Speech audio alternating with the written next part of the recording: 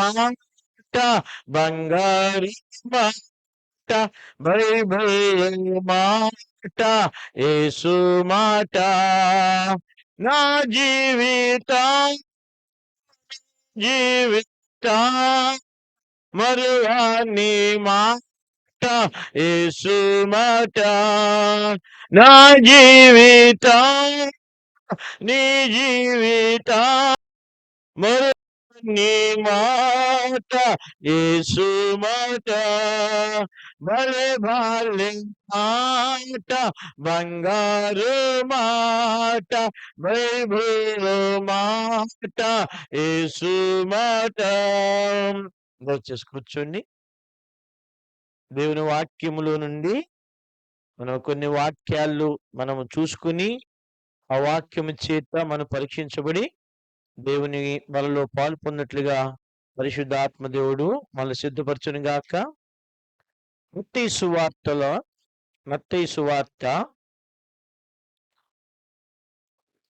7వ అధ్యాయము, మత్తయి సువార్త 7వ అధ్యాయము 24వ వచనం నుంచి చివరి వరకు మనం మార్చి చదువుకుందాం. కాబట్టి నా మాటలు విని వాడు చొప్పున చేయు ప్రతి వాడును బండ మీద తన ఇల్లు కట్టుకున్న బుద్ధిమంతుని పోలిండును.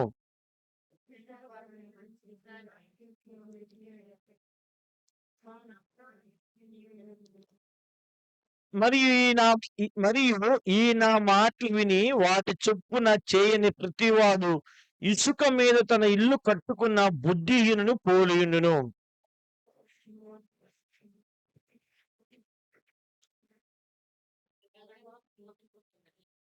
యేసు ఈ మాటలు చెప్పి ముగించినప్పుడు జనసమూహములు ఆయన బోధకు ఆశ్చర్యపడుచుండిరి.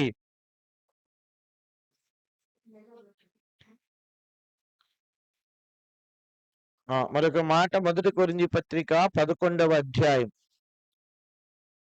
28వ వచనాన్ని మనం కలిసి చదువుకుందాం. 28వ వచనం. కాబట్టి ప్రతి మనుషుడు తను తాను పరీక్షించుకునేవలెను, అలాగు చేసి ఆ రొట్టెంతిని ఆ పాత్రని త్రాగవలెను. ప్రార్థన చేసుకుందాం. మోకరించండి. దయగలిగిన తండ్రి, దయాదాక్షిణ్య పూర్ణుడా, దీర్ఘశాంతం కలిగిన వాడా, కృపా సమృద్ధి కలిగినటువంటి వాడా, మీరు మార్పు లేని దేవుడు గనుక యాకోబు సంతతి వారు మేము లయము కాకుండా మీ సన్నిధిలో మేము సజీవుడైన దేవుణ్ణి మీ కుమారుని యేసుక్రీస్తు ప్రభువారి ద్వారా ఆరాధించటానికి, మిమ్మల్ని మహిమపరచటానికి మాకు అనుగ్రహించిన ఈ పరిశుద్ధ దినాన్ని బట్టి మా హృదయపూర్వక వందనాలు.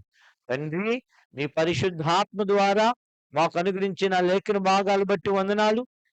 లేఖన భాగముల ద్వారా మా హృదయాలు తెరిచి మిమ్మల్ని ఆరాధించట్లోను దేవా, మిమ్మల్ని గణపరచట్లో మీరు మాకు సహాయపడ్డారు. దేవా, మా ఆరాధన మీరు ఆగ్రానించినందుకై వందనాలు. తండ్రి, ఈ సమయమున అనుగ్రహించినటువంటి పరిశుద్ధమైన బలం బట్టి వందనాలు. బలంలో పాల్పొందుగా పరిశుద్ధాత్మ దేవ మా హృదయాలను పరీక్షించి పరిశోధించండి. మా జీవితాలను మీరు బాగు చేయండి. దేవా, మీ వాక్యపు కాంతి మా మీద ప్రకాశింపజేయండి. మా అందరితో, ముఖ్యంగా మాతో మీరు మాట్లాడండి. దేవా, మీకు ఏ విధముగా మేము మహిమను తీసుకుని వచ్చే పిల్లలముగా ఉండాలో అలాగ ఉన్నట్లుగా సహాయం చేయండి. మీ ప్రజలకు నేను మీకు మధ్యలో దేవా ముందు నిలబెడతా. నేను ఖాళీ చేయమని పాత్రను కాబట్టి నామలో ఏ మంచి లేదు. కాబట్టి ఆత్మను, ప్రాణమును, దేహాన్ని మీకు సమర్పించుకుంటున్నాను. దేవా, మీ పరిశుద్ధ ఆత్మతో నింపుకోండి, మీ వాక్యంతో నింపుకోండి. మీ ప్రజలైన విలువైన సమయం పాడు చేయకుండా, వ్యర్థమైన మాటలు ఉపయోగించకుండా, అవసరమైన మాటలు, కావలసిన మాటలు మాకు దయచేయండి. దేవా, మీ పరిశుద్ధ ఆత్మ నడిపింపు మాకు దయచేయమని ప్రార్థిస్తూ, మీ స్వరమునే మేము వినాలి, మిమ్మల్నే మేము చూడాలి. ఏ నరుని స్వరం వినడానికి ఇక్కడికి మేము రాలేదు ప్రభువా. దేవా, మీ పిల్లలు దేవా అనేకమైన ఆయా స్థలాల నుంచి, బహుదూరం నుంచి దేవా మీ స్వరం వినటానికి వచ్చారు. కాబట్టి మీ ఆత్మ స్పర్శను తాకడానికి వారు వచ్చారు. కాబట్టి ఈ మధ్యాహ్న కాల సమయం ముందు విశేషమైన కనికరాన్ని మా మీద కుమ్మరించమని కోరుతూ, నా నోరు నన్ను స్వాధీనంలో ఉంచుకోమని ప్రార్థిస్తూ, యేసుక్రీస్తు ప్రభువారి నామమును బట్టి ప్రార్థిస్తున్నాము తండ్రి. ఆమేన్.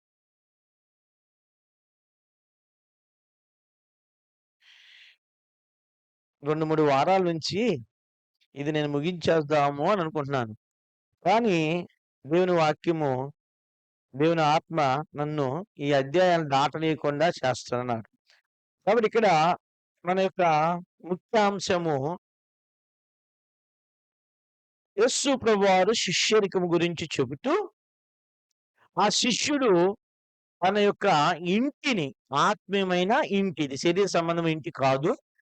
శరీర సంబంధమైన ఇల్లు ఒక 50 సంవత్సరాలు, 100 సంవత్సరాలు ఉంటది. తర్వాత ఏమైపోద్ది, కొలాప్స్ అయిపోద్ది. అయితే లయము కాని ఇంటి అంటే మన యొక్క దేహమే ఒక గొప్ప ఇల్లు. ఈ ఇంటిని మనం ఎలా కట్టుకోవాలి? కుటుంబాన్ని మనం ఎలా కట్టుకోవాలి? అందుకని ఇక్కడ యేసుక్రీస్తు ప్రభువారు శిష్యులతో మంచి మాట, ఒక స్టేట్మెంట్ చెప్పాడు. ఏమనంటే, "ఈ నా మాటలు విని ఎవడైతే వాడి చొప్పున చేయుడో వాడు" ఎక్కడ కట్టుకున్నాడంట? పైకి చూడాలి మీరే, నన్ను చూడండి. ఎక్కడ కట్టుకుంటాడు వాడు ఇల్లు? ఇసుక మీద కట్టుకొనిన బుద్ధిహీనుని పోలియుండును. కాబట్టి బుద్ధిహీనుడికి ఒక ప్రధానమైనటువంటి గురిటేశాడు యేసుప్రభువారు. వీడు బుద్ధిహీనుడు అని మనం ఎలా చెప్పగలం? వీడు బుద్ధిమంతుడు అని ఎలా చెప్పగలం? అందులోనే ఉంది, ఆ పారాగ్రాఫ్ లోనే ఉంది. ఎలాగుంది, ఏం చెప్పాడు అక్కడ యేసయ్య? ఎవడైతే వినడం రాశాడా? బుద్ధిమంతుడు విన్నాడు, బుద్ధిహీనుడు విన్నాడు. అయితే బుద్ధిమంతుడు అనడానికి, వాడు బుద్ధిమంతుడు అనడానికి కారణం ఏంటంటే, యేసుక్రీస్తు ప్రభువారి మాటలు విని వాటి చొప్పున చేసేవాడెవడు? బుద్ధిమంతుడు. యేసు ప్రభువారి మాటలు విని వాడు చొప్పున చేయని వాడెవడు? బుద్ధిహీనుడు. కాబట్టి కొన్నిసార్లు దేవుని వాక్యం మమ్మల్ని ఏం చేస్తుందంటే, ఇది చెయ్యాలి, ఇది చేస్తేనే నువ్వు బ్రతుకుతావు, ఇది చేస్తేనే నువ్వు దీవించబడతావు, ఇది చేస్తే నువ్వు ఆస్వాదించబడతావు, ఇది చేస్తే నువ్వు పరలోకానికి వెళ్తావు, ఇది చేస్తేనే నా పిల్లలను మీరు ఉంటారు, ఇది చేస్తేనే దీనివల్ల నాకు మహిమ వస్తుంది అని చెప్పినప్పుడు మనం అనేక సార్లు ఈ మాటలు మనం దాన్ని ఏం చేస్తామంటే తిరస్కరిస్తాం. అందుకనే తిరస్కరించేటప్పుడు మనం బుద్ధిమంతులు ఉండవలసిన మనము బుద్ధిహీనులుగా ఏం చేయబడతాం. ఇక్కడ యేసు ప్రభువు చెప్పిన మాట ఏంటంటే, నా మాట వినాలి, వాటి చొప్పున చేసే ప్రతి వాడు కూడా బండ మీద ఇల్లుని ఏం చేస్తాడు? కట్టుకుంటాడు. ఈ బండ మీద కట్టబడిన ఇల్లు తుఫాన్ వచ్చినా ఏమవుదు, తర్వాత ఏంటంటే వానొచ్చినా ఏమవుదు, గాలి వచ్చి కొట్టినా ఏమవుదు. ఇసుక మీద కట్టబడిన ఇల్లు చూస్తే అది ఒక గాలి వస్తే బండి చూడండి. కొన్నిసార్లు మీకు అనుభవం, చాలా మందికి అనుభవం ఉంటుంది. పూరి గుడిసెలు గాని, లేకపోతే బరకాల్లో ఉండేవాళ్ళు, డేరాల్లో ఉండేవాళ్ళు, వాళ్ళు గాని మీకు ఎక్కువగా మీకు తెలీదు, నాకు బాగా అనుభవం కనుక, ఏదన్నా మేఘం కదిలిందనుకోండి నాకు భయం వేస్తా ఉండేది. అయ్యో ఏంటి, ఈ గుడారం ఎగిరిపోద్దా, ఇది ఎగిరిపోద్దా, లేకపోతే నీళ్ళు వచ్చేస్తాయి ఇంట్లోకి. ఇది చాలా సంవత్సరాలు. అయితే అంటే ఒక బిల్డింగ్ లో ఉన్నారనుకోండి, మంచి అపార్ట్మెంట్ లో ఉన్నారనుకోండి, వాళ్ళకి ఎలాంటిది ఇంత తుఫాన్ వచ్చినా, బలమైన గాలి వచ్చినా ఏమవ్వలేదు. ఒకసారి మన ఈ మధ్యలో ఒక 5-6 సంవత్సరాల క్రితం, 10 సంవత్సరాల క్రితం ఉదుత్ తుఫాన్ వచ్చింది వైజాగ్. గంటకు 300-400 కిలోమీటర్ల వాయువేగంతో పెట్టింది. అంటే అపార్ట్మెంట్లు కూడా కొన్నిసార్లు అపార్ట్మెంట్ నాకు షేక్ అయింది, కానీ అది పడలా. కానీ అది అయిపోయింది చూస్తే ఏ రేకులు గాని, ఏ షెడ్లు ఉన్నాయి, ఆ ఇల్లు ఏం చేయలేదు, పెట్రోల్ బంకుల పైన రేకులు కూడా ఎగిరిపోయాయి. చూడండి, ఏ అపార్ట్మెంట్ గాని, ఏ బిల్డింగ్ గాని ఏమవ్వలేదు, ఏమీ అవ్వలా. ఎందుకని? పునాది బలంగా ఉండాలి. కాబట్టి ఆ పునాది మనం బలెత్తుకొచ్చాం. మనము ఏమవుతాం, మనం ఇలా షేక్ అయిపోతూ ఉంటాం. దేవుని పిల్లలు షేక్ అయితే అది పునాది ఎక్కడో లోపంగా ఉంది. అంటే మనం ఇక్కడ చేయవలసిన పని ఏంటంటే, మన పునాది బలమైన బండ మీద కట్టబడాలి. యేసుక్రీస్తు బండ మీద కట్టబడాలి. అందుకని ఎఫెసీ పత్రిక 2వ అధ్యాయం చివరిలోకి మనం వచ్చి చూస్తే, అక్కడ పౌలు జ్ఞాపకం చేస్తున్నాడు, క్రీస్తు యేసు మూలరాయి అన్నాడు. ఎవరండి మూలరాయి? క్రీస్తు యేసు. అపోస్తులు, ప్రవక్తలు వేసిన పునాది మీద మనం ఏం చేయబడుతున్నాం? కట్టబడుతున్నాం. ఎలాగ కట్టబడుతున్నాము? దేవుని దేవాలయం అవ్వటానికి. అంటే దినదినము దేవుని యొక్క దేవాలయముగా మనం ఏం చేయబడ్డాం? కట్టబడాలి. అంటే కొన్నిసార్లు చూడండి, ఇల్లు కట్టినప్పుడు చాలా అనుభవం మీకు ఉంటది. ఒక మేస్త్రి ఒక ఇటుకను ఏం చేస్తాడు? కొన్నిసార్లు సగం నరుకుతాడు. కొన్నిసార్లు ఏం చేస్తాడు? ముప్పావు నరుకుతాడు. కొన్నిసార్లు ఏం చేస్తాడు? పావు నరుకుతాడు. మరో కొన్నిసార్లు ఏం చేస్తాడు? పావులోనే ఏం చేస్తాడు? ఇంత బెడ్డ కావాలని ఏం చేస్తాడు? నరుకుతాడు. కాబట్టి ఇప్పుడు బెడ్ అనుకో, ఇప్పుడు ఇటుక బెడ్ ఏమనుకోవచ్చు? ఈడేంట్రా, ఈడెంత మూర్ఖుడు, ఒకసారి ఏమో సగం నరుగుతున్నాడు, ఒకసారి ఏమో ముప్పావు నరుగుతున్నాడు, ఒకసారి పావు నరుగుతున్నాడు, ఒకసారి ఏంటి చిన్న ముక్క కొడుతున్నాడు, ఇదేంట్రా. కాబట్టి అది కానీ నరకబడకపోతే నేను మీద చూడండి, మీరు నిద్రపోవద్దు. మీరు గాని మనము గాని దేవుని చేత నరకబడకపోతే, దేవుని చేత చక్కబడకపోతే, దేవుని ఇంట్లో మనం ఎలా ఉండలేము? దేవాలయంగా కట్టబడం. ఇప్పుడు ఇటుక పెడతారు, ఇటుక మీద ఒక ఇటుక పెడతారు, ఒక ఇటుక కొంచెం ఇలా పైకి వచ్చింది అనుకుందాం. సరేలే, ఇదేమంటది? నన్ను కట్టొద్దు, నన్ను నరకొద్దు, నువ్వు నన్ను ఏం చెయ్యొద్దు, నేను ఇలాగే ఉంటా. చాలా మంది క్రైస్తవులు ఎలాగంటారు? నా ఇంతే, నేను ఇలాగే ఉంటా, నేను ఇలాగే చేస్తా, నాకెవరికి భయం లేదు, నేను ఎవరికి లోబడను, నా నా బతికింతే. ఇప్పుడు నువ్వు బాగానే ఉంటావు, నువ్వు ఇక్కడ కట్టబడతావు, ఇక్కడ నీకు ఒక రాయి ఉంది, దాని మీద కట్టబడతావు. నీ పైన కట్టబడే నీ కుమారుడు ఆడిలాగెళ్ళిపోతాడు, నీ కుమార్తె ఇలాగెళ్ళిపోద్ది. తర్వాత వచ్చిన వాళ్ళు అందరూ ఏం చేస్తారు? ఇలాగెళ్ళిపోతారు. ఒక్క రాయి చూడండి, ఒక్క రాయి ఒక్క అంగుళం ఇలా ముందుకొచ్చినా వెనక్కొచ్చినా ఆ బిల్డింగు అంత వికారముగా ఉంటుంది. చూడ్డానికి ఎలా ఉంటదంటే అది పడుకున్నట్టు ఉండదు, అక్కడ ఉండనట్టు ఉండదు. అందుకే మన జీవితాలు కూడా, క్రైస్తవ యొక్క జీవిత కుటుంబాలు ఎంతో మందికి ఆశీర్వాదకరంగా ఉండవలసిన కుటుంబాలు మనల్ని చూసి చెడిపోవడానికి మన జీవితమే కారణం. అయితే దేవుని నామానికి వందనాలు. దేవుని వాక్యం ఏం చెప్తుందంటే, నేను మొన్న నా యొక్క దినభాగంలో చూడండి, దేవుడు ఎంత ప్రేమ గల క్షమించాలి, ఇర్మియా గ్రంథంలోనికి రండి. ఇక్కడ దేవుడు చాలా చూడండి, నేను చదువుతున్నప్పుడు దేవుని యొక్క ప్రేమ 6వ అధ్యాయము 8వ వచనం కలిసి చూద్దాం. కాదని 7 నుంచి కూడా చదువుదాం. 7 నుంచి తీయాలి. మీరు మీకు ఇష్టంగా ఉండాలి. వాక్యం అంటే ఆహ్లాదకరంగా ఉండాలి అమ్మా. అంతేగాని ఏదో పోగొట్టుకున్నాంరా అని కూర్చోవద్దు. ఇంటికాడ నిరాశగానే ఉంటాం, ఇక్కడ కూడా నిరాశగా ఉంటే మనకేముంటది? ఆసక్తిగా ఉండండి. రండి ఇప్పుడు ఇర్మియా గ్రంథము 6వ అధ్యాయము 7, 8 వచనాలు. 7, 8 వచనాలు చూడండి, రండి చదవండి, కలిసి చదువుకుందాం.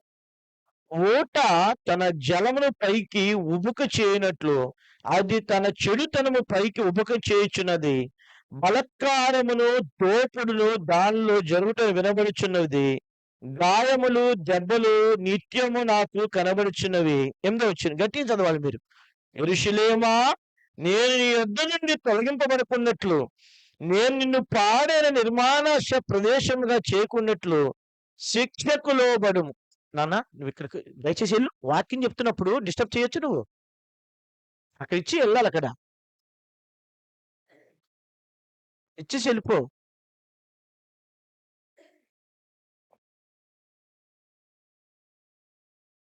రైట్, ఇక్కడండి ఇర్మియా గ్రంథము 6వ అధ్యాయంలో ఇక్కడ దేవుని వాక్యంలో మనం చూస్తాం. ఏమన్నాడు ఇక్కడ? 7వ వచనం. ఊట తన జలములను పైకి ఉబుక చేయనట్లు అది తన చెడుతనము పైకి ఉబుక చేయుచున్నది. బలత్కారమును దోపుడును దానిలో జరుగుట వినబడుచున్నది. గాయములను దెబ్బలు నిత్యము నాకు ఏం చేస్తున్నాయి? కనబడుచున్నవి అని చెప్పి ఎందుకు ఏమన్నాడు? యెరూషలేమా, నేను నీ యొద్ద నుండి తొలగింపబడకున్నట్లును, నేను నిన్ను పాడైన నిర్మానుష ప్రదేశంగా చేయకున్నట్లు శిక్షకు లోబడుము. చూడండి ఇక్కడ యెరూషలేము ఉంది. యెరూషలేములో ప్రజల యొక్క జీవితాలు ఎలాగున్నాయి ఇక్కడ? దేవునికి నిత్యము కనబడుతాయంట. ఏం కనబడుతుంది నిత్యము? ఏం కనబడుతున్నాయండి? మొదటిదేంటి? చెడుతనం నిత్యం కనబడుతుంది దేవునికి. రెండవది బలాత్కారం కనబడుతుంది. మూడవది దోపిడి కనబడుతుంది. నెక్స్ట్ ఇప్పుడు ఈ ఈ చెడుతనము, ఈ యొక్క బలాత్కారము, ఈ దోపుడుల దగ్గర దేవుడు ఉండడు. ఎందుకని? బైబిల్ ఏమని సంబోధించింది దేవుణ్ణి? దేవుని బైబిల్ ఏమని పేరు పెట్టింది దేవునికి? ఆయన పరిశుద్ధుడు. ఆయన పరిశుద్ధుడు. ఆయనలో అసత్యం ఏమీ లేదు. సత్యవంతుడు. కాబట్టి బైబిల్ ఏం చెప్పిందంటే, నేను పరిశుద్ధులైన ప్రకారం మీరు పరిశుద్ధులైనండి. దేవుడు మన వ్యక్తిగత జీవితం గాని, కుటుంబ జీవితం గాని, సంఘంలో గాని దేవుడు నిన్ను ఆశీర్వదించి దీవించాలి అంటే దేవునికి కావాల్సింది పరిశుద్ధత, పరిశుద్ధత, పరిశుద్ధత. పరిశుద్ధత లేకుండా ఎవరు కూడా ఏం చేయలేడు? ప్రభువుని చూడలేరు. కాబట్టి మన దేవుడు సామాన్యమైన వాడు కాదు. అందుకే అసమానుడు. ఆయనకి ఎవరు సమానుడు కాదు. ఆయనకి ఎవరు కూడా సాటి రాదు. పరిశుద్ధత గల. అందుకే యేసుక్రీస్తు వారు ధైర్యముగా సాక్ష్యం చెప్తారు. ఏమన్నాడు? నేను ఈ లోకానికి ఏమైనాను? వెలుగై ఉన్నాను. మీరు నన్ను వెంబడించండి. నన్ను ఏం చేయాలి మీరు? వెంబడించండి. రెండోది యేసుక్రీస్తు వారు ఏమన్నాడు? నాలో పాపం ఉందని ఎవరు నేరస్థాపన చేయగలడు. కాబట్టి దేవుడి కోరిక ఏంటంటే, దేవుడు ఎలాగైతే ఉన్నాడో నీవు నేను కూడా అలా ఉండాలని దేవుడు కోరుతున్నాడు. అందుకనే ఇప్పుడు దేవుడు మరలా వారి మధ్యలోనికి రావాలి అంటే, మరలా దేవుడు వారిని బాగు చేయాలంటే ఇక్కడ ఏమన్నంటే, వారు చేసిన పాపానికి ఏమనుభవించాలి? వారు శిక్ష అనుభవించాలి. జాగ్రత్తగా మీరు గమనించండి. అందుకే అక్కడ మొదటి కొన్ని పత్రిక 28 మొదట 11 అధ్యాయం 28 వచ్చిన 29 వచ్చిన ఏమన్నాడు? చదవండి. 29 వచ్చిన చదవండి. ఇప్పుడు తెలుగుగా చదవండి. మొదటి కొరింథీ పత్రిక 11వ అధ్యాయము 29 వచ్చిన. ప్రభువు శరీరమని వివేచింపక తిని త్రాగువాడు తనకు శిక్షావిధులకై తిని త్రాగుచున్నాడు. తర్వాత చదవండి. ఇందువల్లనే మీలో అనేకులు ఏమైనారండి? ఏమైనారు? గట్టి చెప్పాలి నాకు. గట్టి ఏమైనారు? బలహీనత ఎందుకు వచ్చింది? బలహీనత వచ్చింది. తర్వాత ఏమొచ్చింది? రోగం వచ్చింది. తర్వాత ఏమొచ్చింది? చాలా మంది ఆత్మీయమైన నిద్ర. ఆత్మీయ నిద్ర. ఈ ఆత్మ నిద్ర వచ్చినప్పుడు దేవుని కార్యాలు ఎవరికి కనబడవు. దేవుని మీద ప్రేమ ఉన్నట్టు ఉంటది కానీ ఉండదు. చూడండి, ఇవన్నీ సూచనలండి. నువ్వు నిజంగా బ్రతికున్నావా దేవుళ్ళు, చచ్చిపోయావా అనే కారణం అనడానికి ఇవన్నీ ఉంటాయి. ఒకటేంటి? మొదటి ఏమొచ్చిందండి? బలహీనత. రెండోది ఏమొచ్చింది? రోగం. బలహీనత ఎక్కువైతే రోగం వస్తుంది. రోగం ఎక్కువైతే నిద్ర, ఆత్మీయమైన నిద్ర. అందుకే దేవుని మీద ప్రార్థన చెయ్యాలి మనకుండదు. వాక్యం చదవాలి. ఈ రెండు సూచనలు గుర్తుపెట్టుకోండి. నువ్వు చేయవలసిన ప్రార్థన చేయలేదు అంటే, ప్రార్థన అంటే నీకు ఇష్టమైనంటే నువ్వు ఆత్మీయంగా చచ్చినట్టు. గుర్తుపెట్టుకోవాలి మాట. బైబిల్ ఏం చెప్తా? కొంతమంది దేవుని సేవకుడు మాట ఏంటంటే, వాక్యము, ప్రార్థన ఇవి రెండు రెక్కల వంటివి. పక్షి ఎగరాలి అంటే ఉండాలి. ఒక రెక్కంటే సరిపోతుందా? సరిపోద్దు. వాక్యం ఉండాలి, ప్రార్థన ఉండాలి. ఈ రెండు రెక్కలు కొడుతుంటేనే పక్షి ఏమొస్తే పైకి ఎగురుతుంది. అంటే ఒక దైవజనుడు చెప్పిన మాట ఏంటంటే, ప్రార్థన ఊపిరి. ఏంటండి ప్రార్థన? ఊపిరి. ఊపిరి ఆగిపోయింది అనుకోండి, నువ్వు 3 నిమిషాలు ఊపిరి పట్టుకొని ఉంటారా? 3 గంటలు నిద్ర లేక ఉండగలం. 3 రోజులు నిద్ర లేకుండా బతుకుతాడు మనిషి. 3 గంటలు నీరు లేకుండా ఉండగలం. 3 నిమిషాలు ముక్కు మూసుకొని ఉండగలమా? ఉండలేం. కాబట్టి ఇక్కడ బైబిల్ చెప్పిన మాట ఏంటంటే, ఆత్మీయమైన నిద్రలోనికి వెళ్ళిపోయాం. అందుకే దేవుడన్న భయం ఉండదు. గుర్తుపెట్టుకోండి. మందిరమే కదా, వెళ్ళొచ్చులే అని ఎప్పుడైతే నీ జీవితంలోకి వచ్చిందో నువ్వు చచ్చినట్టే. గుర్తెట్టుకోవాలి మీరు. నీ జీవితంలో దేవునికి ఇవ్వాల్సిన సమయం దేవునికి ఇవ్వలేదు అనుకోండి, నువ్వు చచ్చిపోయినట్టే. గుర్తుపెట్టుకో. 2 తరువాత నీ జీవితంలో దేవుని వాక్యాన్ని ధ్యానించలేదో, దేవుని వాక్యం చదవటం ఆసక్తి లేదనుకోండి, ఏం చేస్తావు? నువ్వు చచ్చినట్టే. చూడండి, రోగం వచ్చినోళ్ళు ఏమన్నా తినాలని అనిపిస్తుంది గానీ ఏం చేయలేరు? తినలేరు.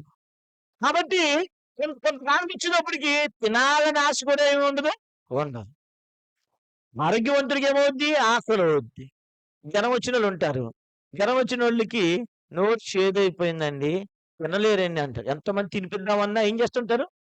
అది బయటకొచ్చేస్తది. కొంతమందికి ఏం వచ్చేస్తది. కారణం ఏంటి? ఆ శరీరం మరి పని చేయట్లేదు. దానికి సహకరించట్లా.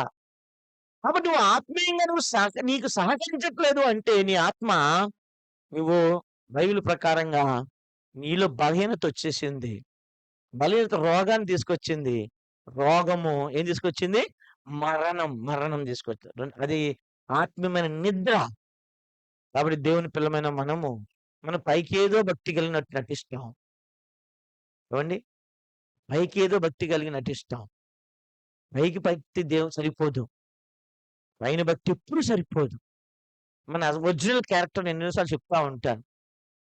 ఒక ఫారినర్స్ ఒక మనిషి క్యారెక్టర్స్‌ని 3 భాగాలుగా విభజించారు. ఇప్పుడు నేనున్నాననుకుందాం. మీ గురించి ఎందుకులేండి. గుంపులో ఉన్నప్పుడు నా ప్రవర్తన ఒకలాగుంటది. నా కుటుంబంలో ఉన్నప్పుడు నా ప్రవర్తన ఒకలాగుంటది. నా వ్యక్తిగతంగా ఖాళీగా చూడండి, ఒంటరిగా ఉంటాను చూడు, నా ఆలోచనలు ఒకలాగుంటాయి. ఒంటరిగా ఉన్నప్పుడు నువ్వు పరిశుద్ధత కలిగి ఉన్నావనుకో, నువ్వు ఒంటరిగా ఉన్నప్పుడు నువ్వు ఫోన్లు, ఇప్పుడు ఉదాహరణకు సెల్ ఫోన్లు వచ్చేయండి. గుర్తుపెట్టుకోవాలి ఇప్పుడు మీరు. నీ క్యారెక్టర్, నా క్యారెక్టర్ బయట అది నిజం ఒరిజినల్ క్యారెక్టర్ అది. గుంపులో కనబడే ఒరిజినల్ క్యారెక్టర్ కాదు. గుర్తెట్టుకోవాలి. నన్నైనా, మీరైనా ఒరిజినల్ క్యారెక్టర్ గుంపులో చూడలేము. రెండోది కుటుంబంలో కనబడదు. కానీ వ్యక్తిగతంగా ఇప్పుడు మన ఉదాహరణకు సెల్ ఫోన్స్ ఉంటాయి. వ్యక్తిగతంగా కూర్చుంటావు. కూర్చున్నప్పుడు సెల్ ఫోన్ చూస్తావు. నువ్వు సినిమాలను జయిస్తున్నావా? గుర్తెట్టుకోవాలి. వచ్చిన గానే ఇలా లేపేస్తున్నావా? తర్వాత జోకులు, ఏవండీ? జబర్దస్తులు రాగానే ఒకసారి నొక్కుతున్నావు. అది ఒరిజినల్ క్యారెక్టర్ అది. తరువాత రాగానే ఏం చేస్తావు? తలుపు శబ్దం అయితే ఏం చేస్తాం? అది తీసేస్తాం. కారణం ఇయన్నీ ఏంటి? గుంపులో చూడగలవా? గుంపులో చూడగలమా మనం ఇలాంటివి? చూడలేం. గుంపులో ఉన్నప్పుడు ఏం చేస్తాం? మన పాటలు హెబ్రోన్ సంగీతాలు, హెబ్రోన్ వాక్యం చూస్తూ ఉంటారు. ఏవండీ? యేసుప్రభువారు అప్పుడు ఏమంటాడు? ఒరేయ్ వేషధారి నువ్వు 3 రకాలుగా ఉన్నాయిరా నీ జీవితం. బయట ముందే గుంపులో ఉన్నప్పుడు మనకంటే, ఏవండీ? అందుకే సాయిలన్నని ఆయన నక్సలైట్ దేవుణ్ణి నమ్ముకున్నాడు. ఆయన మీరు యూట్యూబ్‌లో కొట్టుకోండి, మంచి పాటలు పాడతాడు, వాకింగ్ కూడా చెప్తాడు. ఆదివారం నాడు దేవుని పిల్లలు ఎలాగుంటారంట? గొర్రె పిల్లలాగా ఉంటారండి. ఎలాగుంటారు? సోమవారం నుంచి శనివారం ఎలా ఉంటారండి? ఏంటండి? అది నేను చెప్పలేదు కదా! మీరే చెప్పారు. ఏం పిల్లలు? అది మరి. కాబట్టి ఒరిజినల్ క్యారెక్టర్ దేవుడు చూపిస్తాడు. విన్నారా మీరు?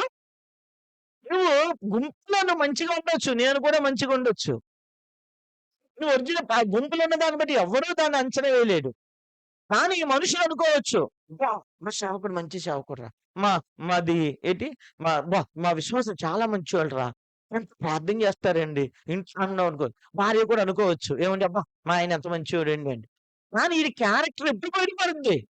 మీ పిల్లల క్యారెక్టర్ గాని, ఎవరైనా సరే మీ భర్త క్యారెక్టర్, మీ భార్య క్యారెక్టర్ గాని గుర్తెట్టుకోవాలి మీరు. పిల్లల క్యారెక్టరు ఒంటరిగా ఉన్నప్పుడు మీరు అన్నీ ఇచ్చి చూడండి. అప్పుడు చెప్పాలి. ఏవండీ? అంతేగాని ఇప్పుడు అబ్బా! నా పిల్లలు ఎంత మంచోళ్ళండి. ఇది కాదు మనకు ముఖ్యం. నీ సెల్ ఫోన్ నువ్విచ్చి ఊరెళ్ళొస్తానని చెప్పి ఒంటరిగా ఉంచి పంపించు. నాతో కిటికీలోని చూడు. ఏవండీ ఆడెలాగుంటాడు? అప్పుడు మన కళ్ళు పేలిపోతాయి. ఇప్పుడు కళ్ళేమైపోతాయి? పేలిపోతాయి. ఎందుకు? ఆ చూసే సినిమాలు, ఆ చూసేవన్నీ ఏంటి? ఇప్పుడు చాటింగ్ మొదలవుద్ది. వరకు ఉన్నది చాటింగ్. ఎప్పుడు? ఏవండీ? కాబట్టి దేవుని పిల్లలమైన మనము కుటుంబం కట్టబడాలి. అందుకనే ఇక్కడ ఈ మనుషుడు తను తాను పరీక్షించుకోవాలి. ఇప్పుడు కుటుంబం మనం పోయినసారి లోతు కుటుంబం మనం చూసాం. మరలా దేవుడు నా గమనంలోనికి 2 కుటుంబాలు తీసుకొచ్చాడు. ఇది మనం మాటలు మనం ధ్యానిద్దాం రండి. ఆదికాండంలోనికే రండి. బైబిల్ తీయాలి మీరు. ఆదికాండము ఇక్కడ ఆదికాండము అబ్రాహాము గారి కుటుంబంలో మనం చూద్దాం. అబ్రాహాము గారికి 2 పిల్లలున్నారు. ఒక ఆయన ఎవరు? చెప్పాలి. ఎవరమ్మా? అమ్మా గట్టిగా చెప్పాలి సువార్తమ్మ గారు. ఎవరమ్మా శారణమ్మ? నాకేం తెలుసండి, వెళ్తానని వస్తున్నానండి. ఏమండి? ఎవరమ్మా? గట్టిగా చెప్పాలి నాకు. మొదటి కొడుకు ఎవరు? ఎవర్రా తమ్ముడు? ఇష్మాయేల్. రెండో కొడుకు ఎవరు? ఇస్సాకు. అంటే ఈ 2 కుటుంబాలని మనం గమనిస్తే మన కుటుంబం ఎలాగుందో గుర్తుపెట్టుకోండి. మనం ఎలాగున్నాం. ఈ ఇష్మాయేల్ గురించి రండి. 16వ అధ్యాయం. ఆదికాండము 16వ అధ్యాయం. ఆదికాండము 16వ అధ్యాయము చూడండి. ఇక్కడ 11వ వచనం నుంచి చూడండి. చదవండి. మరి యెహోవా దూత, ఇదిగో యెహోవా నీ మొరను వినెను, నీవు గర్భవతివై ఉన్నావు, నీవు నీ కుమారుని కని అతనికి ఇష్మాయేలు పేరు పెట్టుదువు. ఇష్మాయేలు, ఇస్సాకు 2 ఈటలు మొదలయ్యాయి. ఇష్మాయేలు, ఇస్సాకు. ఇష్మాయేలు అంటే అర్థం ఏంటి? ఏముంది అక్కడ ఫుట్ నోట్స్ లో చూడండి. దేవుడు వినును అని చెప్పాలి నాకు ఇప్పుడు. దేవుడు వినును. ఇస్సాకు అంటే అర్థం ఏంటి అమ్మా? ఇస్సాకు అంటే అర్థం చెప్పాలి నాకు. నవ్వా? నవ్వు. ఇస్సాకు అంటే అర్థం నవ్వు. కరెక్టే. అంటే ఈ ఇష్మాయేలు స్వభావము, ఇస్సాకు స్వభావం మనం బేరీ చేసుకుంటే ఇష్మాయేలు అబ్రహాము కుమారుడే, ఇస్సాకు అబ్రహాము కుమారుడే. ఇష్మాయేలు దేవుడు దీవించాడు. ఇష్మాయేలు కూడా దేవుడు ఏమన్నాడు చూడండి. అక్కడ రాశాడు.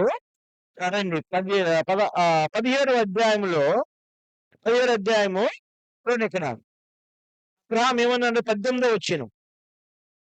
అబ్రహాము ఇష్మాయేలు నీ సన్నిధిని బ్రతుకును అనుగ్రహించమని దేవునితో చెప్పగా. 20వ వచనం చదవండి. ఇంకొకరు చదవండి. ఇష్మాయేలు గూర్చి నువ్వు చేసిన మనవి నేను వింటిని. ఇదిగో నేను అతన్ని ఆస్వాదించి అతనికి సంతానాభివృద్ధి కలుగజేసి అత్యధికముగా అతన్ని విస్తరింపజేసేదును. ఇతడు 12 మంది రాజులకును అతన్ని విస్తరముగా చేసేది. మాట గుర్తుపెట్టుకోండి. ఇక్కడ ఇష్మాయేలు గురించి దేవుడు వినును. ఇష్మాయేల్ వీళ్ళిద్దరు ఎవరు? ఎవరమ్మా? అబిగేలమ్మ ఎవరు? నాకేం తెలుసు అన్నయ్య గారు. చింతలపూడి బస్ తప్ప మాకేం తెలియదు. రావడం లేటు, వెళ్ళిపోవడం బస్. అంతేనా? రైట్. కాబట్టి అబ్రహాము కుమారులు ఎవరండి? ఇద్దరు అబ్రహాము కుమార్. తండ్రి ఒకరు, తల్లి వేరు.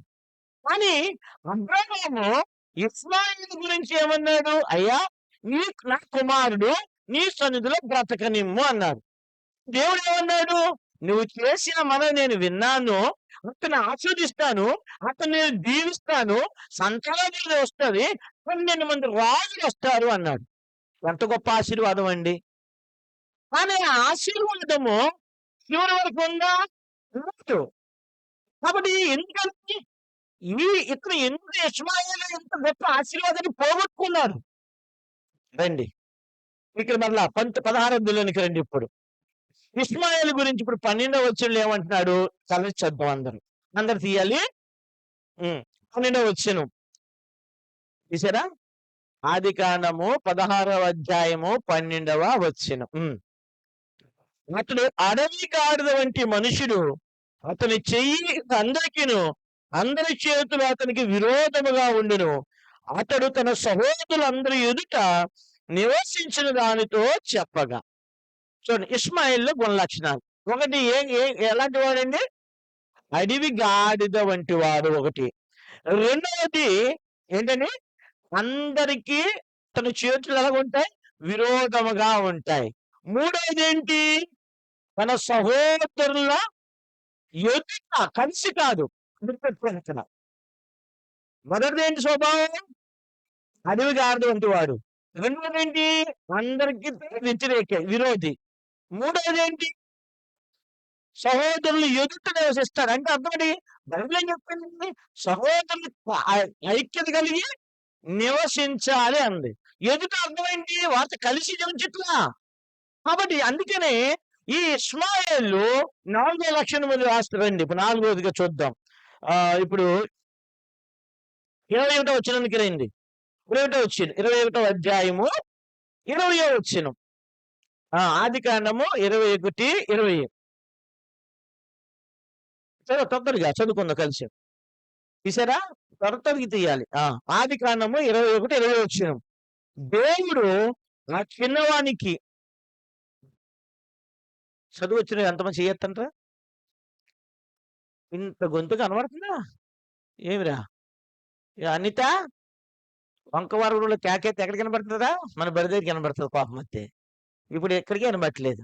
గట్టి చదవండి ఇప్పుడు. మీరే చదవండి, నేను చదవను. చదవండి గట్టిగా.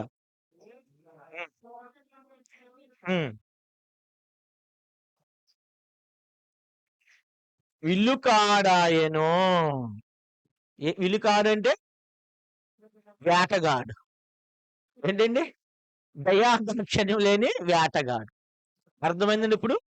ఈ 4 గుణలక్షణాలు ఇష్మాయేల్ ఇంట్లోంచి బయటికి గెంటడానికి కారణమైపోయింది. గుర్తుపెట్టుకోండి ఇక్కడ. ఇస్సాకు గురించి ఇక్కడ మన ఇస్సాకు దగ్గరికి రండి ఇప్పుడు. రండి 21వ అధ్యాయం 6వ వచనం. కలిసి చదవండి అప్పుడు మరలా. అప్పుడు శారా దేవుడు నాకు నవ్వు కలుగు చేసాను. మొదటిది ఇస్సాకు జీవితంలో ఏమొచ్చింది? ఏం తీసుకొచ్చాడు? ఇష్మాయేలు పుట్టినప్పుడు ఇష్మాయేలు తల్లి ఏం చేయబడింది?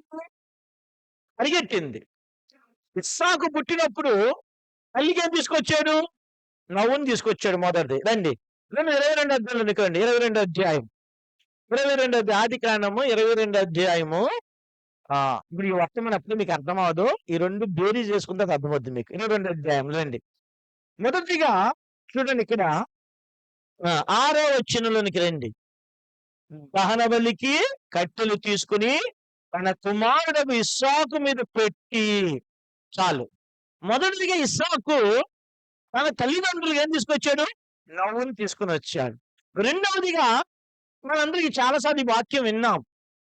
ఇప్పుడు దేవుడు అబ్రహాముని పిలిచి, అబ్రహామా నీకు ఇక్కడైనా నీ కుమారుణ్ణి నాకు అర్పించు అన్నారు. నేను చూపించబో పర్వతంలో ఒక దాని మీద నువ్వు అర్పించు అని చెప్పాడు. అర్పించమన్నప్పుడు ఎన్ని దినాలు ప్రయాణం చేశారు? దేవుని ఇంటికి వెళ్ళడానికి 3 దినాలు ప్రయాణం చేసేవాళ్ళు ఇక్కడ ఉన్నారా? చెయ్యొద్దంట. చెప్పాలి. 3 దినాలు. సరే, ఒక ప్రశ్న. 40 కిలోమీటర్ల నుంచి వచ్చేవాళ్ళు ఎవరు ఉన్నారు? చెయ్యొద్దండి ఇక్కడ. 30 గడి చెయ్యొత్తాలి. 30 చెయ్యొత్తండి. 30 అన్నవాళ్ళు ఎవరు? 1, 2 ఉన్నారు. 20 15 అంతే. గట్టిగా వెళ్తున్నాను. సరే 10 నువ్వు ఉన్నావు. ఇంకా 5 రైట్. 2 అది. అందుకే 2 చాలా దూరం కనుక సిద్ధి గారి మధ్య ఆరాధన మధ్యలో వస్తున్నాడు. ఏమండి? అందుకే అడగడానికే. ఏమండి ఎలీసా గారి మీది ఎంతండి? 200 కిలోమీటర్లా? అందుకనే 11 గంటలకు వస్తున్నారు. అంటే త్వరగా రండి అని ఇక్కడ చెప్పడానికి. పిల్లగాళ్ళని తీసుకురావాలి బాధ్యత. ఒకవేళ ఆలస్యంగా వచ్చినా తప్పే, వదిలేసి వచ్చిన తప్పే దేవునితో. అందుకే ఏసే దగ్గర కాదు. ఏమండి? బలలో పాలు పొందినా తప్పే, అందకపోయినా తప్పే. ఎందుకు పొందారు అడుగుతాడు. నీ జీవితం పాపం పెట్టుకుని ఎందుకు పొందారు అని అడుగుతాడు. ఓకే. పొందలేదా? ఎందుకు పొందలేదురా అని అడుగుతాడు. అయ్యా ప్రభు ఏదో కారణం చెప్తావు. నా రక్తం ఉంది కదరా నీకు, నేను క్షమించే దేవుడు కదా, ఎందుకు నువ్వు క్షమాపణ అడగలేదు అని అడుగుతాడు. అన్నీ కూడా దేవునితో ఏంటి? ఏంట్రా బాబు? ఇబ్బందే కదా! అందుకే క్రైస్తవ జీవితమే ఇబ్బంది.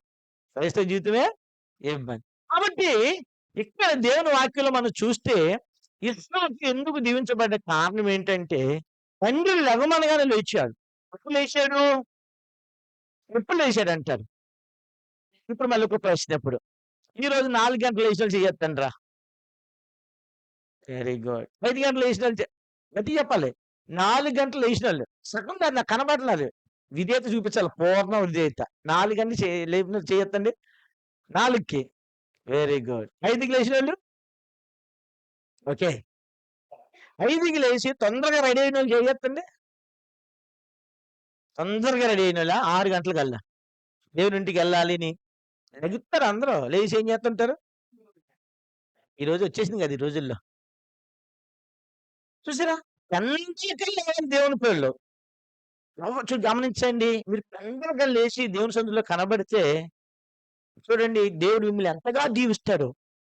మీరు 6, 7, 8 ఏదో అలిసిపోయి అనారోగ్యం ఉంటే తప్పు కాదు. వృద్ధుల గురించి నేను చెప్పను. వృద్ధుల గురించి నేను చెప్పను. ఎందుకంటే అనారోగ్యాలు ఉన్నవాళ్ళు కొన్నిసార్లు షుగర్ పేషెంట్స్ ఉంటారు. రాత్రులు 1 గంట, 2 గంటలు నిద్ర పట్టదు. వాళ్ళ గురించి మాట్లాడట్లేదు. ఆ! దృఢంగా ఉండి కదా! ఎలాగుంటారండి? దెబ్బకి ఎంత కేజీ లేపేత్తారా? అర కేజీనా? ఏరా జాషువా? దొరికితే కంచం ఎన్ని సార్లు లేపుతారు? చెప్పాలి. ఎన్ని సార్లు లేపుతామండి దొరికినప్పుడు? మంచి కూర ఉందనుకోండి ఎన్ని సార్లు లేపుతారు? చూడండి. అయితే తినడం తప్పు కాదు. పడుకోవడము తప్పు కాదు. సరైన సమయంలో లేకపోవడమే ఏదో ఒకసారి అయితే తప్పు లేదు. ప్రతిసారి అయితే ఈయన పెందలకడ లేచాడు. పెందలకడన కొడుకుని లేపాడు. పెందలకడనే ఏం చేశాడు? బయలుదేరి వెళ్ళాడు. గమనించండి ఇక్కడ. అంటే ఇస్సాకు జీవితంలో ఏముంది? ఒక క్రమశిక్షణ కలిగిన జీవితం ఉంది. గుర్తుపెట్టుకోవాలి. క్రమశిక్షణ లేనటువంటి వారు ఎప్పుడు పైకి రారు. అందుకే నాకు ఏదన్నా ఆలస్యమైందనుకోండి, కొంతమందిని ఒక పేరు పెడతాను ఆళ్ళకి. కాలహరుడు అంటాను. అంటే అర్థం ఏంటిరా? కాలహరుడు అంటే ఏంటి? గట్టిగా చెప్పమ్మా. హరించడం అంటే అర్థం ఏంటి? మింగేసేవాడు. కాలహరుడు. కాలాన్ని ఏం చేస్తారు? సమయాన్ని మింగేస్తారు. ఏమండి? సెల్ ఫోన్‌లతో మింగించేస్తారు టయాన్ని. పడుకుంటే మింగించేస్తారు. ఇంకా ఈ ఫోన్ పట్టుకుంటే ఎంతసేపు మాట్లాడతారు ఇతరులతో? 2 గంటలు, 3 గంటలు. బ్యాటరీ అయిపోవాలి తప్ప చాలా మంది ఏంటంటే మాట్లాడి ఒరేయ్ ఛార్జింగ్ అయిపోతుంది తర్వాత మాట్లాడతానురా అంటారు. ఏవండీ? చాలా అర్లీలు. అందుకనే చాలా మంది చూడండి గొప్ప గొప్పోళ్ళని చూడండి హిందువులైనా వాళ్ళ జీవితాన్ని మీరు చూడండి. లేకపోతే మంచి మంచి బిజినెస్ మ్యాన్‌లు మీరు చూడండి ఎంతసేపు సినిమాలు కాదు, షికారులు కాదు చూసేది. యవనస్తులారా మీకు పైకి రావాలంటే సక్సెస్ అయిన పీపుల్ ఉంటారు. వాళ్ళ జీవితం ఏంటో తెలుసా? 24 గంటల్లో వాళ్ళు పడుకునేది 6, 7 గంటలు పడుకుంటారు. ఎందుకు? వాళ్ళు పొద్దున లెగుస్తారు. పొద్దున లెగుస్తారు. అందుకే సూర్యుడు ఉదయించక మునుపు ఎవరైతే లెగుస్తాడో ఆడు గొప్పోడవుతాడు. అందుకే ఇస్సాకు జీవితంలో ఒక క్రమశిక్షణ అనే జీవితం ఉంది. కాబట్టి క్రమశిక్షణ లేకపోతే సోమరితనం వస్తది. అందుకే బైబిల్ చెప్తుంది సోమరివాడు ఎప్పుడు కూడా ఏం చేయబడ్డు? దీవించబడడు. కాబట్టి ఇక్కడ ఇస్సాకు పొద్దున్నే లేచాడు. తండ్రితో బయలుదేరెళ్ళాడు. ఇప్పుడు తండ్రి ముసలివాడు కత్తిని నిప్పుని చేతబట్టుకున్నాడు. చీల్చమని కట్టెలు ఎక్కడ పెట్టాడు? చీల్చమన్న కట్టెలయ్యి. మామూలు కట్టెలు కాదు. నున్నగా ఉన్న కట్టెలు కాదు. అంటే ఒక బలిని అర్పించాలి అంటే ఒక జంతువుని కాల్చబడాలంటే ఎన్ని కింటాలు పిల్లలు వేయాలి లెక్కను? ఒక గొర్రె పిల్ల తీసుకుందామండి. ఒక గొర్రె పిల్లను చంపి దాన్ని అర్పించాలి. కావాలంటే ఎన్ని పుల్లలు కావాలి చెప్పండి? ఇప్పటి వరకు గాడిద మోసింది. ఇప్పుడు గాడిద వదిలేశాడు. ఇప్పుడు ఎవరు మొయ్యాలి ఇప్పుడు? కనీసం ఇన్ని పుల్లలు మొయ్యాలి కదా! అంటే మనుగంటే ఎన్ని కేజీలండి? 10 కిలోలు. అంటే ఒక 20 కిలోలు సరిపోద్దా? పొయ్యిలు మండడానికి. కనీసం ఒక 25 కేజీలు అనుకుందాం. ఎందుకంటే బలి మొత్తం కాలిపోవాలి. ఒకడు కూడా అక్కడ ఉండకూడదు. 20 కేజీలు ఎక్కడ చేతుల్లో అట్టి పెట్టుకొని, చీల్చబడి వీపు మీద పెట్టుకొని, ఇప్పుడు ఆయన ఏం చేయాలి? కొండ ఎక్కాలి. మనం మామూలుగానే ఎక్కలేం కొండ. కానీ ఇప్పుడు ఏం చేయాలి అప్పుడు? కొండ మీద భుజం మీద పెట్టుకొని మోసుకుంటూ వెళ్ళాలి. ఇప్పుడు ఉదాహరణకు ఒక మాట చెప్తా. ఇప్పుడు మీరు ఊహించుకోండి.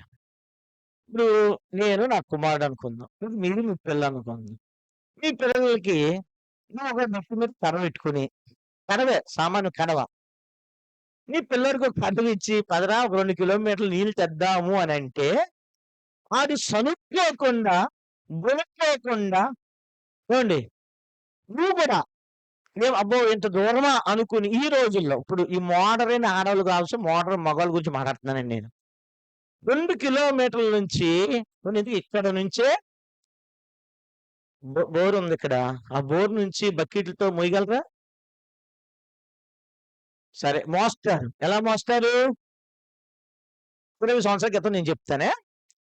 30 సంవత్సరాల క్రితం. నేను మా ఇంటి దగ్గర అప్పట్లో బోర్ లేదు. కొంచెం ఇక్కడ నుంచి మన మందిరం అదే ఆ షెడ్ అవతల నుంచి అక్కడ బోర్ ఉండేది.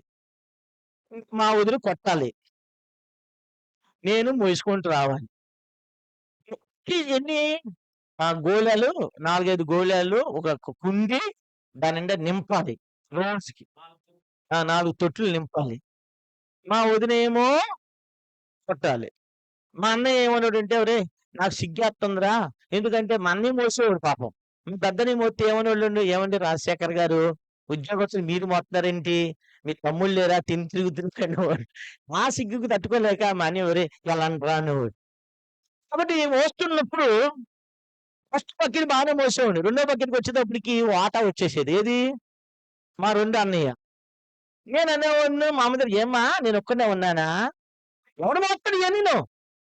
మోసుకుంటే మోసుకో." కానీ ఇస్సాకు అలాగనలేదే. "నాన్న గాడిదుంది నాన్న. అన్నవాడినే నాన్న. ఇప్పటివరకు నా మీద వీపనే పెట్టలేదు నాన్న నువ్వు. ఏంటి నాకు ఈ శ్రమ? ఈ సమస్య ఏంటి?" విసుక్కున్నాడా? ఇప్పుడు మీ మీ పిల్లలు మన పిల్లలు చూస్తే ఒక పని చెప్తే వాళ్ళు విసుక్కోకుండా ఏదో చేస్తారా? ఇప్పుడు వాళ్ళు ఏదో ఆ పనిలో ఉంటారు. మంచి సెల్ఫోన్‌లో ఉంటారు. మంచిలతో నవ్వుతూ అన్ననుకోండి, అన్ననుకోండి. నవ్వుతూ తెస్తదా? "పెరుగు తెత్తవా? ఏమ్మా సంజయ్ తెత్తవా?" చెప్పాలిరా. "ఏరా నువ్వురా? ఏమ్మా మాధురి నువ్వు? ఓ ఎలీసన్న చెప్పండిప్పుడు." ఇప్పుడు లేనోళ్ళ సంగతి మనకెందుకండి. ఆ! చూడండి. అంటే ఇక్కడ మనం జ్ఞాపకం చేసుకుందేంటంటే, అబ్రాహాము దేవుని మాట విన్నాడు. ఇస్సాకు దేవుని మాట విన్నాడు. అబ్రాహాము మాట విన్నాడు. అంటే ఇక్కడ అర్థం ఏంటి?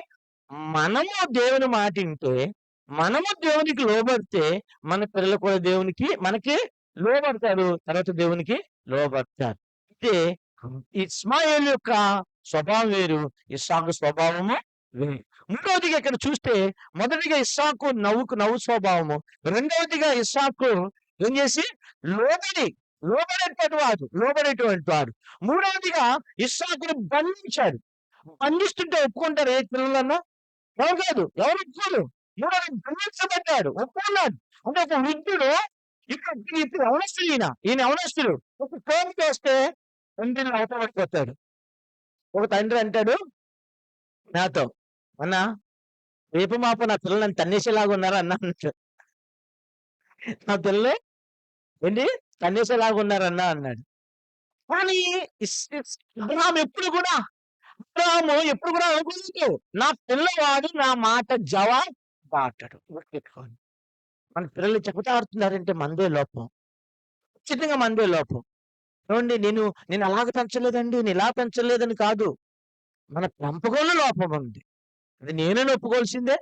బైబిల్‌ని ఆధారం చేసుకొని అబ్రాహాము ఇస్సాకుని పెంచాడు. అబ్రాహాము ఇష్మాయేలుని పెంచాడు. కానీ ఇష్మాయేలు అడవిగాడివంటి వాడు, తిరుగుబాటు స్వభావం కలిగినటువంటి వాడు. కాబట్టి ఇప్పుడు మనం చెప్పండి. మన పిల్లల్లో ఇస్సాకు ఆత్మ కలిగి ఉన్నామా? లేకపోతే ఇష్మాయేలు ఆత్మ కలిగి ఉన్నామా? చెప్పాలి మీరిప్పుడు. ఏవండీ? తిరుగుబాటు. లోబడరు, విధేయత చూపించరు. ఇష్మాయేలు ఎక్కడ లోబడేట్టు లేదు. అడవి గాడిద వంటి వాడు. ఏమండి, అడవి గాడిద, గాడిద అంటారు కదా, మనకు తెలుసు. మనకి కోపం వస్తే ఏమంటారండి? అదే గాడిదే అంటారు. గాడిద స్వభావం ఏంటి? దాని వెనక్కెళ్తే తెలుస్తుంది. గాడిద స్వభావం ఎంత మంచిదో, ఎంత చెడో దాని వెనక్కెళ్తే ఏంటి? గాడిద 2 లక్షణాలు ఉన్నాయండి. గాడిద అంటే కరిచేస్తుందంట కోపం వస్తే. గాడిద ముందు వెళ్ళినా నష్టమే, వెనక్కెళ్ళినా నష్టమే. ముందెళ్ళామా పళ్ళతో పట్టుకుంటది, వెనక్కి వెళ్ళామా ఎగిరి తన్నుద్ది. ఎగిరి తంటే అది ముట్టి మీద తన్నుద్దో, లేకపోతే గుండె మీద తన్నుద్దో, పొట్ట మీద తన్ను, ఎక్కడ తన్నుద్ది దానికే. ఎగిరి తన్నింది అనుకోండి, ఏమవుద్దండి? గుండెల మీద తగిలితే ఏమవుద్ది? గుండు పగిలిపోద్ది. చూసారా? కాబట్టి మనం కూడా అనేక సార్లు ఇలాంటి అడవిగాడు స్వభావం కలిగి ఉంటాం. అందుకని ఇష్మాయేలు ఏం చేయబడ్డాడు? తరమబడ్డాడు. ఇంట్లో నుంచి తరమబడ్డాడు. దేవుని పిల్లమైన మనము బల్లెదకు వచ్చాం. సరే, మనం పరీక్షించుకుందాం. అందుకే ఇష్మాయేలీలు ఎక్కడ కూడా భౌతికంగా దీవించబడ్డారు. ఏమండి? సాయిబులందరూ భౌతికంగా బావులు వాళ్ళందరూ కలిగి ఉన్నారు. కానీ ఇస్సాకు పిల్లలు దరిద్రం ఉన్నా, ఇస్సాకు పిల్లలు శ్రమల గుండా వెళ్ళినా, ఇస్సాకు పిల్లలు ఏం చేయబడ్డారు? దీవించబడ్డారు. కారణం ఏంటి? భూ సంబంధమైన ఆశీర్వాదం కొలమానం కాదు, గుర్తుపెట్టుకోండి. భూ సంబంధంగా మనం మేడలు కట్టుకోవచ్చు, మిద్దెలు కట్టుకోవచ్చు, ఉద్యోగాలు రావచ్చు మనకి. దేవుడిది మనం దీవించొచ్చు, బంగారం పెట్టుకోవచ్చు. దేవుడు నన్ను దీవించాడు అనడానికి అది వీలు కాదు. అది కాదు, కొలమానం అది కాదు. ఏమండి? ఉదాహరణకు క్రైస్తవులు మనము బిల్డింగ్‌లు కట్టుకున్నాం మనం. దేవుడు దీవించాడంటే అన్యులైన వారిని ఇంకెందుకు దీవించలేదు? ఎంత దీవించబడుతున్నారు. ఏమండి? ఇప్పుడు నిజంగా దేవుడు పక్షపాతి అయితే, ఇప్పుడు మన ఎలీషా గారున్నారు. ఇప్పుడు నేనున్నాను. నేను దేవుని బిడ్డనే. మన ఎలీషా గారు అన్యుడు. మరి నా పొలంలోనే వర్షం పడాలి కదా! ఏమండి ఎలీషా గారు? నేనే మరి క్రైస్తవులే దీవించబడాలి కదా! అంటే దేవుడు ఎవరు? నీతిమంతుల మీదను, అనీతిమంతుల మీద కూడా ఏం చేస్తున్నాడు ఆయన? వర్షాన్ని కురిపిస్తున్నాడు. అది అందరికి ఇస్తున్నాడు. అదే ఆశీర్వాదం కాదు. గుర్తుపెట్టుకోండి, అది ఆశీర్వాదం కాదు. నిజమైన ఆశీర్వాదం ఏమిటంటే, నీ పిల్లలు, మన పిల్లలు పునాది మీద మన కుటుంబం కట్టబడాలి. అందుకనే ఇక్కడ ఇష్మాయేలు దేవుడు దీవించాడు. ఇష్మాయేలు గురించి చెప్పాడు. కానీ ఇష్మాయేలు తండ్రితో ఉన్నాడా? లేదు. పొద్దున లెగ్గానే పంపబడ్డాడు, తరమబడ్డాడు. దానికి కారణం ఏంటి? ఇష్మాయేల్ ఉన్న కారణం మనం వదిలేసే ముందు, ఇష్మాయేల్ కారణం ఏంటంటే పరిహాసం చేశాడు. యజమానులు ఏం చేశాడు?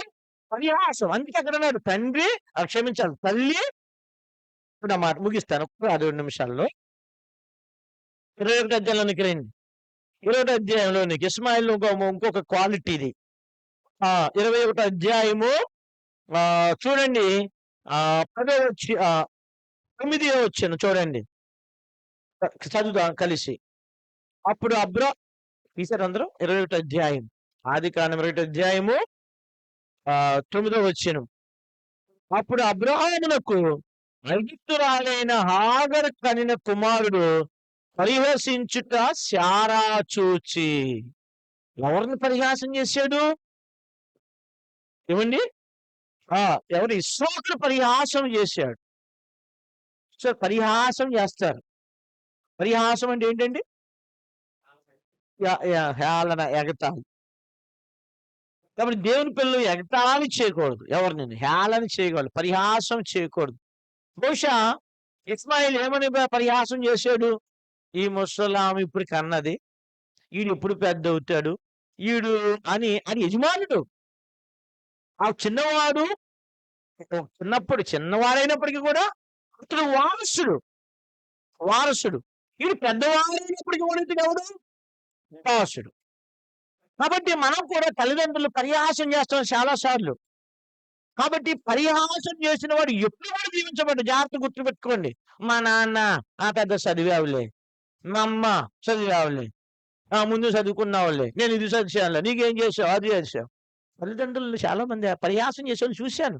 వాళ్ళు ఎప్పుడు దీవించబడరు. నాకు తెలిసిన ఒక ఆమె ఉండేది, ఎప్పుడు తల్లిని పరిహాసం చేస్తూ ఉండేది. నేను మంచిగా చదువుకున్నాను, డాక్టరేట్ అనేది పరిహాసం చేస్తూ ఉండేది.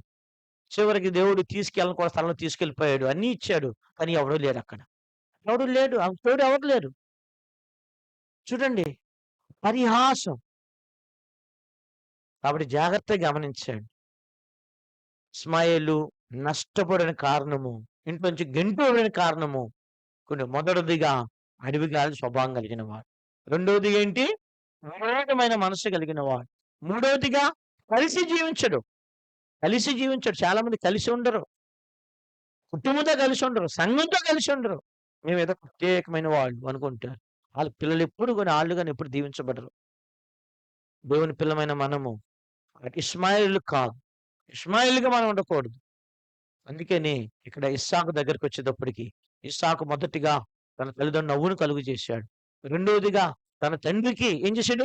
లోబడ్డాడు. మూడవదిగా బంధించమన్నప్పుడు విధేయత చూపించాడు. నాలుగవదిగా రిబ్కాని ఏం చేశాడండి? ప్రేమించాడు. ప్రేమ కలిగిన వాడు. ఐదవదిగా ఆయన జీవితం ఇంకొకటి ఉంది. రండి ఆదికాండంలోనికి రండి ఇప్పుడు. ఇక్కడ 25వ అధ్యాయం 25వ అధ్యాయం 21వ వచనం చదవండి. ఇప్పుడు అందరూ కలిసి చూద్దాం. ఆదికాండము 25 21వ వచనం. ఇస్సాకు భార్య గొడ్రాలు గనుక అతడు ఆమె విషయమై యెహోవాను వేడుకొనెను. యెహోవా అతనికి ప్రార్థన వినెను గనుక